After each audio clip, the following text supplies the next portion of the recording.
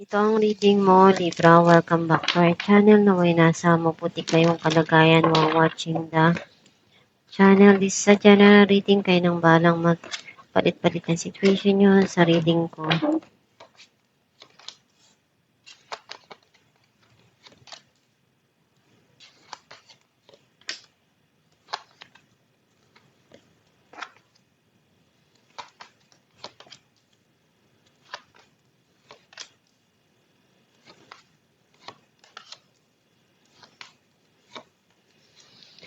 At the bottom of the deck, the moon. I feel like ang nasa-sense ko na energy mo, feeling mo may mga desisyon kang kailangan gawin dito or may tao na gumagawa sa'yo ng hindi maganda. Ang mensahe ng card mo, darating yung hustisya na hinahanap mo or gusto mong makuha. Some of you, andun yung clarity na ibibigay dun sa sitwasyon na nangyari.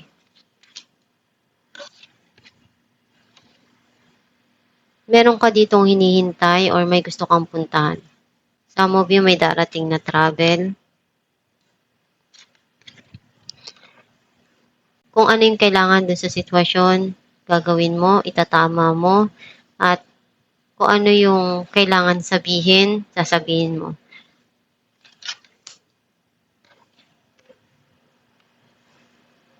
Andun yung pagsusumikap mo at pagtsatsaga mo para kumita ng pera, especially sa trabaho mo, ginagawa mo kung ano yung kaya mo doon.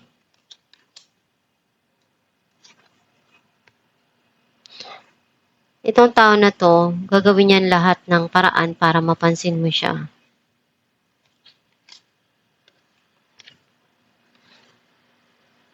Andun yung pagmamahal ng pamilya na pinapakita at pagsuporta sa kung ano yung ginagawa mo at nakikita nila kung ano yung nagpapasaya para sa'yo. Masaya din sila sa kung ano yung nagpapasaya sa'yo. Some of you may darating na long-term na emotional happiness. May mga plano ka para sa future mo or dun sa goal mo. Gusto mong ma-achieve yun at pinag-iisipan mong mabuti kung ano yung kailangan na gawin dun. Kasi alam mo naman na para din naman yun sa kinabukasan mo at sa ikaganda ng buhay mo.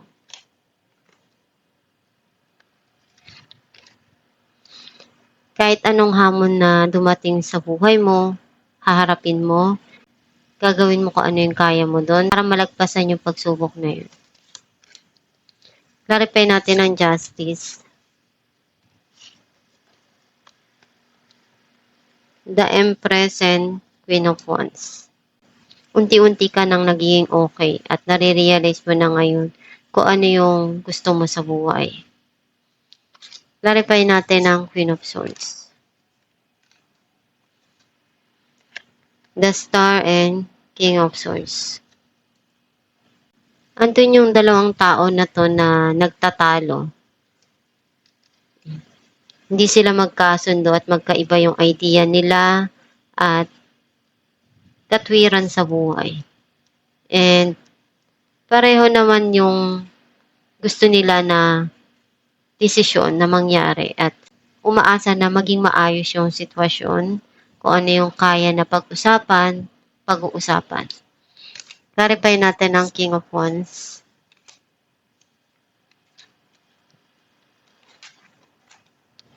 Justice and Eight of Cups. Iniisip nitong tao na to na bumalik sa'yo and ngayon nagkakaroon na ng linaw para sa kanya lahat ng mga nagawa niya na pagkakamali. Clarify natin ang Two of Wands.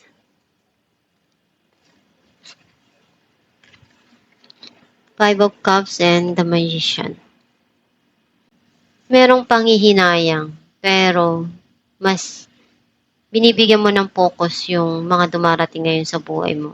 Kung ano yung plano mo sa kinabukasan mo, dun ka nagbibigay ng panahon. Kasi alam mo naman na tapos na yun eh. And ginagawa mo na lang yun na inspirasyon yung mga nangyari sa buhay mo para mas lalo kang ma-inspire or ma-motivate na ma-achieve yung mga gusto mo sa buhay. Clarify natin ng Three of Wands. Ace of Swords and King of Pentacles. Gustong makipag-communicate nitong tao na to sa'yo. Pinag-iisipan niyang mabuti kung ano yung pwede niyang gawin na hakbang para makipag-communicate sa'yo. Clarify natin ang Eight of Pentacles, the Tower, and Ace of Swords. Kung ano yung gulo na nangyari sa nakaraan, tapos na yun, meron na ditong papasok na pagsisimula, and may mga bagong dumadating sa'yo na pwedeng makatulong dun sa trabaho mo, sa financial mo, na mapalago mo yun at makuha mo kung ano yung gusto mo. Clarify natin ang Ten of Cups, Ten of Wands, and the Star.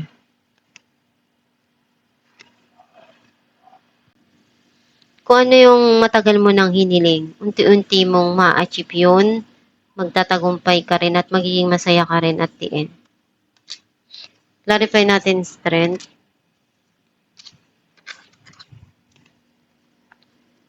the World, and Knight of Swords. Someone is coming and wants to talk to you. Or itong tao na to, minamanifest niya na makipag-usap ka sa kanya. And hindi siya basta-basta sumusuko. Gagawin niya pa rin yung kaya niya para lang maiayos or makausap ka. Hindi siya yung tipo ng tao na susuko sa isang salita lang or pagsubok.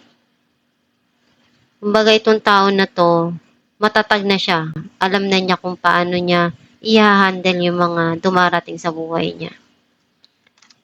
Alamin natin kung ano mensahe para sa'yo.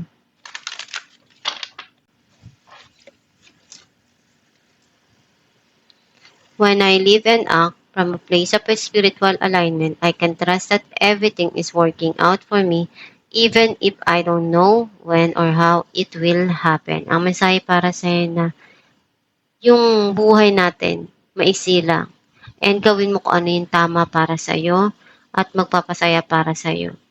Kasi para hindi mo pagsisihan sa uli kung ano yung mga ginagawa mo at lahat ng mga pinaghirapan mo at ginawa mo ngayon, darating yung panahon na ibabalik sa'yo ng universe lahat ng mga ginawa mo na yan. And kaya dapat mong gawin kung ano yung tama dun sa mga sitwasyon na dumarating sa'yo. Para kung ano yung ibabalik sa'yo na outcome ni universe, hindi mo pagsisisihan. And ikaw yung aanin lahat ng mga ginawa mo. And kung sa tingin mo masaya ka at tama para sa'yo yun, go for it. Gawin mo lang kung ano yung alam mo na magpapasaya para sa'yo. And ibigay mo kung ano yung kaya mo sa bawat pangarap mo para ma-achieve mo yun. And huwag kang susuko sa mga pinagdadaanan mo. Lahat ng mga pagsubok na nangyayari ngayon sa buhay mo, masusolusyonan mo rin yan at malalagpasan mo. At itong yung reading, Libra, kung nakaresonate ka, kindly comment down below. Thank you for watching.